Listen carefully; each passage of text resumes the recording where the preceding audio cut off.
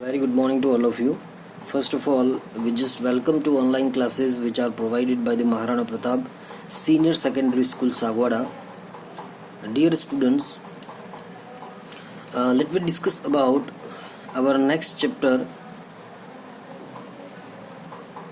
chapter number 3rd.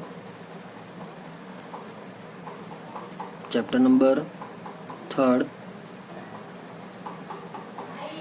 recording of transactions.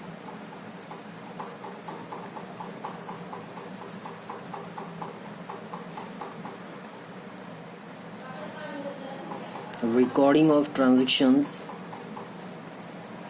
Second, ठीक है ना. Previous chapter and this chapter's name is also same, but something is a different, ठीक है ना, a little bit change. Sir क्या चीज़ change है इसमें? तो हम यहाँ पे अलग अलग बुक्स प्रिपेयर करते हैं जिसको हम लोग सब्सिडरी बुक्स बोलते हैं. क्या बोलते हैं सर? सब्सिडरी बुक्स, ठीक है ना. सब्सिडरी का बुक्स का मतलब होता है a transaction which is related with the sales you just mention in sales book. When a transaction is related with the purchase book, you just mention in purchase book. Then different types of transaction are related and you just prepare a different types of books for the that particular transaction, ठीक है ना. तो sir हम लोग अलग अलग books बनाते हैं जिसको हम सब्सिडरी बुक्स कहते हैं, ठीक है ना. तो उनमें कौन कौन सी बुक्स बनती है हमारे बिजनेस के अंदर? तो हम लोग सर एक तो कैश बुक बनाते हैं. कौन सी बुक बनाते हैं? ठीक है ना, कैश बुक. डन. जैसा नाम वैसा काम. Those transaction which are related with the cash transactions you just mention in cash book, ठीक है ना. There are mostly 3 types of cash book: simple cash book, 2 column cash book and 3 column cash book. As per your syllabus only when we are preparing only 2 cash book, simple cash book and 3 column cash book, ठीक है ना. मतलब sir simple cash book बनानी है और 3 column cash book बनानी है. Sir 3 column का मतलब क्या होता है? 3 column के अंदर 3 column होते हैं. एक होता है कैश, एक होता है बैंक और एक होता है डिस्काउंट. समझ में आ गया नहीं? डिस्काउंट देना या डिस्काउंट मिलना, ठीक है ना. तो डिस्काउंट से रिलेटेड चीजें डिस्काउंट कॉलम में, बैंक से रिलेटेड चीजें बैंक से चेक देना या बैंक से मिलना, ठीक है ना. तो वो सारी चीजें आपके हो जाएगी बैंक से रिलेटेड. और कैश ट्रांजेक्शन तो वो कैश कॉलम में आ जाएगा इस तरीके से. तो कैश, बैंक और डिस्काउंट 3 कॉलम होते हैं. तो हमें यहाँ पे 2 तरह की कैश बुक जो है वो प्रिपेयर करनी पड़ेगी, simple cash book and 3 column cash book, ठीक है ना. फिर है आपका परचेज बुक. कौन सी बुक? परचेज बुक, ठीक है ना. बात समझ में आ गई. और दूसरी बात, कैश बुक के अंदर केवल और केवल कैश ट्रांजैक्शन ही मेंशन होंगे, क्रेडिट ट्रांजैक्शन मेंशन नहीं होंगे. अगर आप गुड्स परचेज करते हैं, सेल्स वगैरह करते हैं, उधार में अगर कोई चीज है तो वो चीज इसके अंदर मेंशन नहीं होगी. आपको ये चीज अच्छे तरीके से दिमाग में बिठा लेनी है, ठीक है ना. उसके बाद है सेल्स बुक, ठीक है ना. बात समझ में आ गई. परचेज बुक के अंदर आपके परचेज से रिलेटेड सारे ट्रांजैक्शन आ जाएंगे, सेल्स बुक के अंदर सेल्स से रिलेटेड सारे ट्रांजैक्शन आ जाएंगे, ठीक है ना. कहानी समझ में आ गई. डन. चलिए अब देखिए, अब सुनना इधर. परचेज बुक और सेल्स बुक के अंदर, परचेज बुक के अंदर क्रेडिट ट्रांजैक्शन ही आएगा, कैश ट्रांजैक्शन इसके अंदर नहीं आएगा. सेल्स बुक के अंदर भी सेम, क्रेडिट सेल्स जो है वो आ जाएगी, कैश सेल्स वगैरह इसके अंदर नहीं आएगी. बात समझ में आएगी नहीं. और इसके अलावा जो ट्रेड डिस्काउंट वगैरह देते हैं, कैश डिस्काउंट वगैरह दिया जाता है, तो वो सारी चीजें इन बुक्स के अंदर मेंशन हो जाएगी, ठीक है ना. तो यहाँ पे केवल कैश ट्रांजैक्शन, और इनमें कैश ट्रांजैक्शन रिकॉर्ड नहीं होंगे, इनमें केवल क्रेडिट ट्रांजैक्शन रिकॉर्ड होंगे. तो ये चीज आपको अच्छे तरीके से दिमाग में बिठा लेनी है. डन. मैं यहाँ पे लिख नहीं रहा हूं, आपको दिमाग में रखना है वो चीज. समझ में आएगी नहीं. चलिए समझ में आ गया.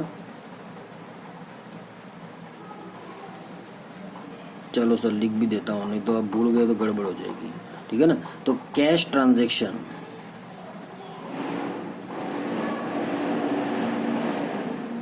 फिर उधार में खरीदा गया माल जो है तो क्रेडिट ट्रांजैक्शन और क्रेडिट ट्रांजैक्शन, ठीक है ना। बात समझ में आ गई? डन।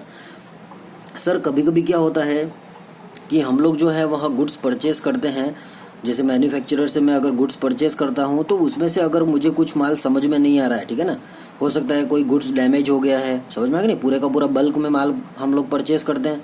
तो सर अगर हमें कुछ माल समझ में नहीं आ रहा है या ऐसा कुछ है तो हम लोग क्या करते हैं सर, मैन्युफैक्चरर जो है उसको हम रिटर्न कर देते हैं। और ऑब्वियसली सर बिजनेस में ये होता ही है, तो सर उसको कहते हैं परचेज रिटर्न, परचेज रिटर्न, जिसको कि हम लोग जो है एक दूसरा भी नाम है इसका, जिसको हम कहते हैं सर रिटर्न,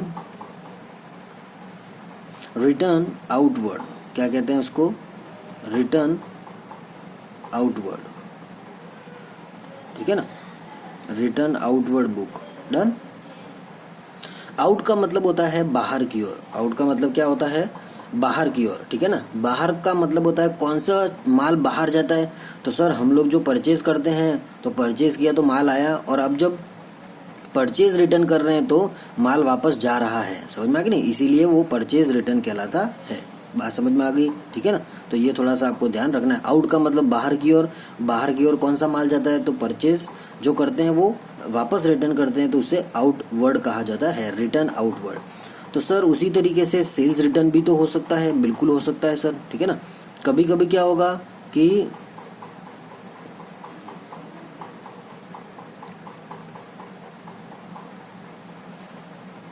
ठीक है ना, तो कभी कभी क्या होता है कि सर हम लोग जो माल सेल कर रहे हैं, अब ये तो परचेज वाली कंडीशन थी, ये जब हम माल सेल करते हैं तो हो सकता है कोई कस्टमर हमें माल सेल मतलब सेल जो किया हुआ है वो रिटर्न करके जाए, तो जिसे हम क्या कहते हैं सर, तो जिसे हम रिटर्न इनवर्ड कहते हैं,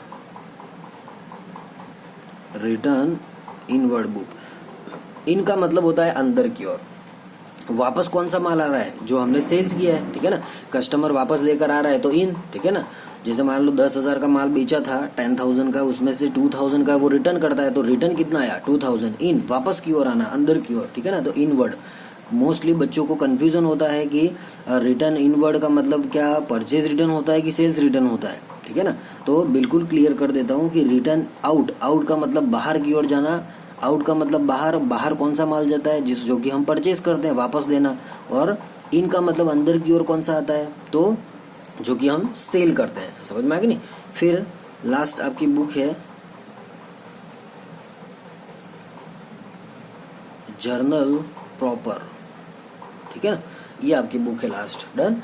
तो सबसे पहले जो कैश बुक है उसके बारे में डिस्कस करेंगे। तो कैश बुक का जो सिंपल कैश बुक है उसका जो फॉर्मेट है वो देख लेते हैं, ठीक है ना। तो फर्स्ट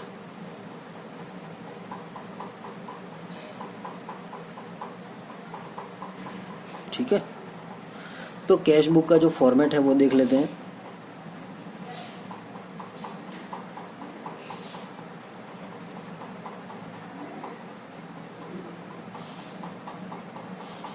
ठीक है, कैश बुक। डन।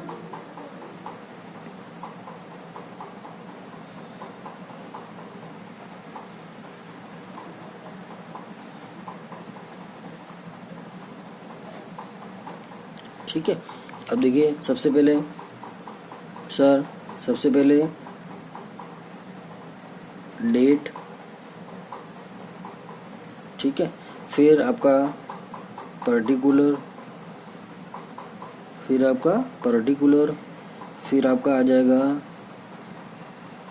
LF, फिर आपका आ जाएगा अमाउंट, ठीक है। सेम टू सेम 4 कॉलम इधर भी बनेंगे, ठीक है ना। डेट,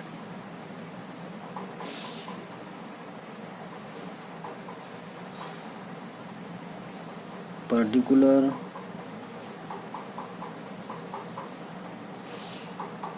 LF,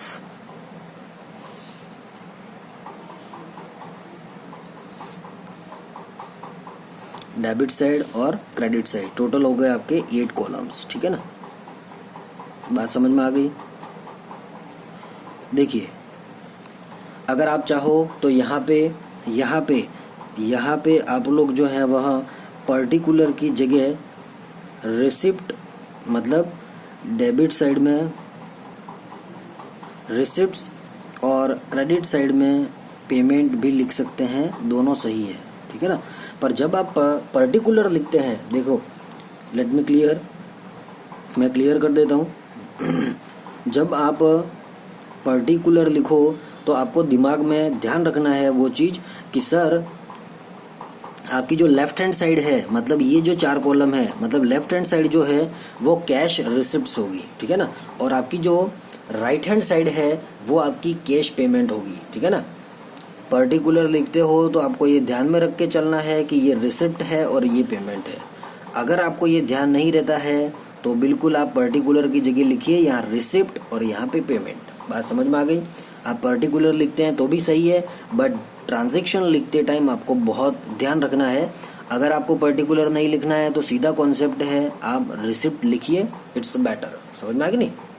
दोनों चीज़ें हैं, दोनों में से आप कुछ भी लिखना चाहे तो लिख सकते हैं, बट वो आपको ध्यान रखना है कि जब पर्टिकुलर लिखो तो यहाँ पे रिसिप्ट आती है सर और यहाँ पे पेमेंट आता है, वो ध्यान रखना है। अगर आपको ये चीज़ नहीं लिखनी है तो आप यहाँ पे रिसिप्ट लिखिए, यहाँ पे पेमेंट लिखिए, इट्स ओके, ठीक है ना। बात समझ में आ गई।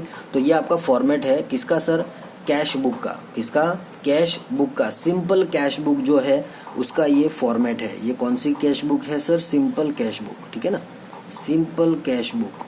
डन, बात समझ में आ गई, ठीक है ना। कोई दिक्कत नहीं है सर। कैश बुक के अंदर केवल और केवल कैश ट्रांजैक्शन ही रिकॉर्ड किए जाते हैं, दैट्स इट, ठीक है ना। कहानी समझ में आ गई। डन।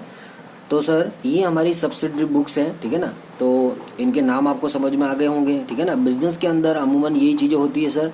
बिजनेस के अंदर कैश ट्रांजैक्शंस होते हैं, बिजनेस के अंदर सेल्स होती है, परचेज होती है, परचेज रिटर्न, सेल्स रिटर्न। समझ में आ गई नहीं। और ऐसे ट्रांजैक्शन जो कि न तो कैश बुक में आते हैं, न परचेज बुक के अंदर, न सेल्स बुक के अंदर, न परचेज रिटर्न के अंदर, न सेल्स रिटर्न के अंदर, तो वो ट्रांजैक्शन जर्नल प्रॉपर के अंदर रिकॉर्ड किए जाते हैं। समझ में आ गई नहीं। तो ये थोड़ा सा इसके बारे में बेसिक लेक्चर था, ठीक है ना, सब्सिडरी बुक्स के बारे में। तो ये आपको थोड़ा सा एक बार गो थ्रू कर लेना है। If you have any doubts which is related with the subsidiary books, you have to just mention in your comments box, ठीक है ना। Thank you and have a nice day.